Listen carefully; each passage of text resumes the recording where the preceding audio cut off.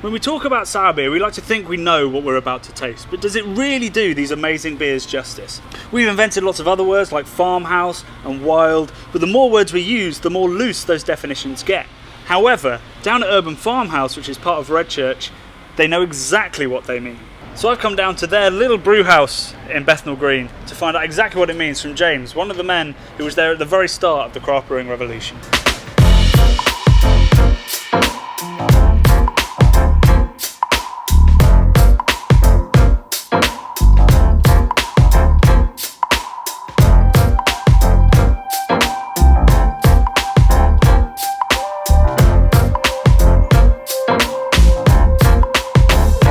So I'm here with James. I was going to say founder and owner, but today the only guy at Urban Farmouse.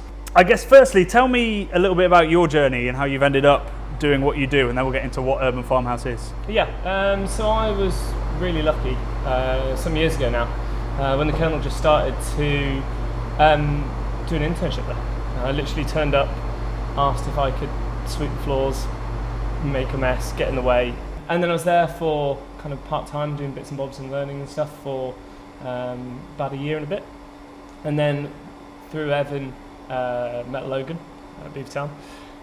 Was lucky enough to be the first employee at Beavertown, and then on to I was there for 2.5, 3 years. Was the head brewer and then head of research and development, and then left there after a couple of great years. Went off to Burgundy, made wine for the 2014 vintage. Why not? Yeah, why not? Exactly. The opportunity was there.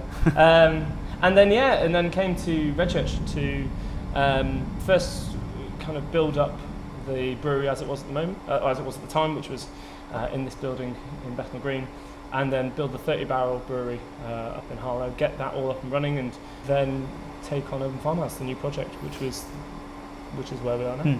Where did the idea for Urban Farmouse come from? Was that in Burgundy? Yeah, I think a lot of it was. I think a lot of it was a dissatisfaction with beer, for being really honest. You'd run its hoppy course and you were looking for something. Yeah, and just I think the British beer seemed to be saying the same thing for a while. And though that had only been for a short period of time, that had been for the majority of my career. So everything I'd seen was one thing. So I maybe had a little bit more frustration than was kind of everyone else's feeling, but I just shot off in a direction which was to make sour beers and farmhouse beers with almost no hops at all. Yep. What makes a farmhouse brewery and what makes it urban? Well, the urban bit's easy. We're in Bethnal Green, Central London. Yeah. Farmhouse bit, I see farmhouse as a philosophy of brewing, which is you are opening up to the variability and the serendipity of what can come when you don't worry about trying to produce the same beer every time. Ron Extract said it to me, formerly of Jester King, and I think he nicked it off Michael Jackson, the beer writer, that kind of like a Pilsner is a perfect kind of recorded album, beautifully mastered, everything's in line, lovely. Farmhouse brewing is a live gig, right? And there's different noises and there's different strains as well. There's different noises and there's duff notes and someone forgets the lines, but it's the whole thing, and it's all those variabilities that you really love. Hence why we use mixed culture. That is our house culture that goes from batch to batch to batch. We use fruit that we don't cook, we don't sterilise, we don't do any of that stuff. We just let nature run its course. You don't clean your feet before you trample it? Oh no, clean your feet. Oh, okay. Clean your feet, yeah. Actually, that's a relief thinking about it. Yeah. You've got to clean your feet. But yeah, we use our feet to press fruit. So sort of the Belgian farmhouse tradition is also sort of using stuff that was on the farmhouse, I guess, to some extent. So obviously that's tricky to do in Bethnal Green. Yep. But you have a family farm in Shropshire and stuff's come from there and from orchards and... Yeah, so we mainly work with... our fruit mainly comes from Kent, which is the closest kind of fruit production area. Garden of England. Garden of England. With some industrial estates in it. Yeah, and a couple of ports. So we use mainly fruit from the National Orchard Collection in Brogdale, who are incredible, an amazing organisation who are the gene bank of orchard fruit in the country. And then actually we do a lot of foraging around here. We work with a couple of farmers up in Hertfordshire. Great guy called Oscar Harding, who's got a brilliant farm, and he lets us just run wild and go and get whatever we want, which is a lot of fun. And then the yeast the yeast is something you've got from here. Is that right? Yeah, so we've got a house Brett strain, Yeah. which we isolated and now is probably in a lot of this stuff.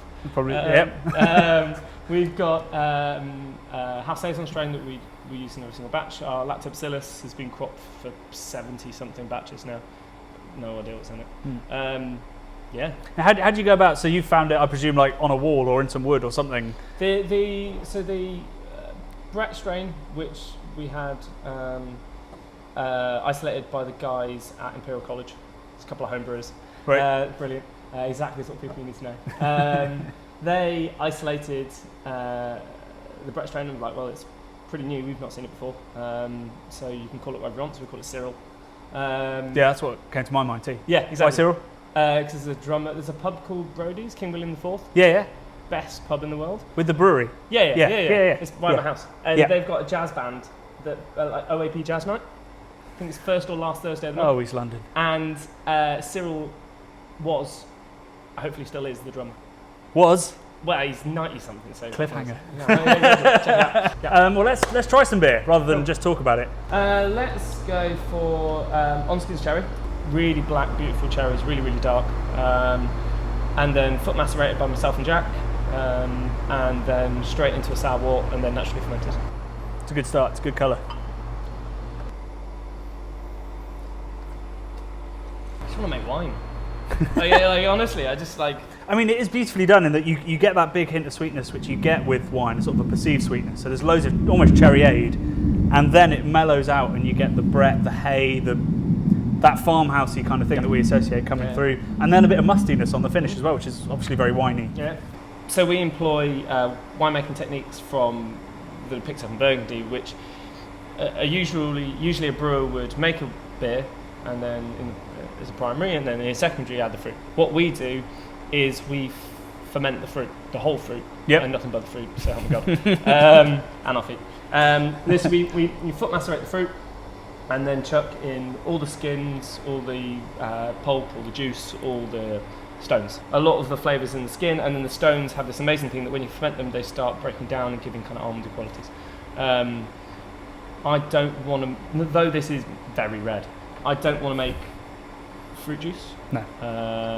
I don't want to make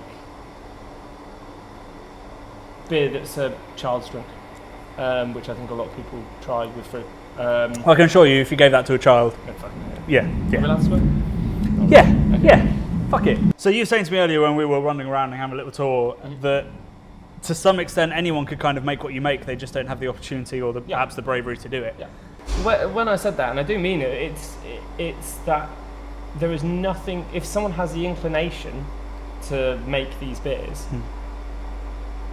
and they want to put the effort and energy, nothing stops. There's no magic, there's no special fairy dust that rains down from the ceiling to make these beers. Here, they could be made...